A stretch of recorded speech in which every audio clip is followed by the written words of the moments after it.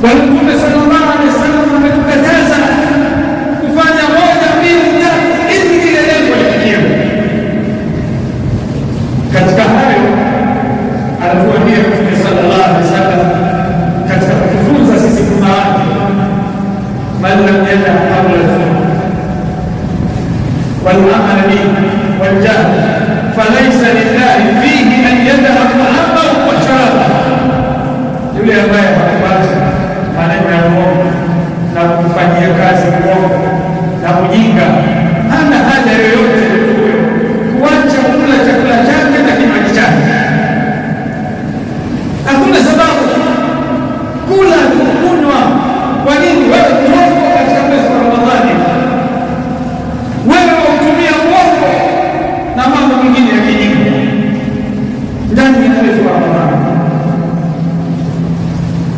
Ndugu zangu katika imani, mwezi wa Ramadhani ni mwezi ambao umesheheni mambo mengi ili kuweza kufikia katika lengo. Ni mwezi ambao Allah ameutengenezea mazingira ili sisi tufikie malengo.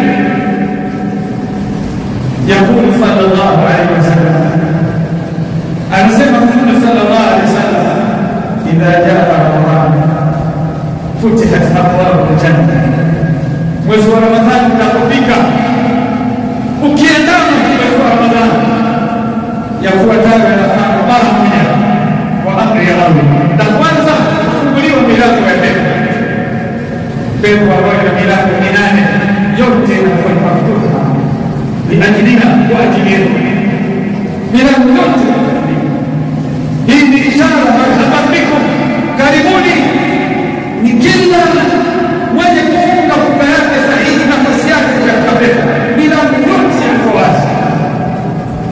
Zoezi la pili, wa kulikat abwabul niran, na kufungwa milango ya moto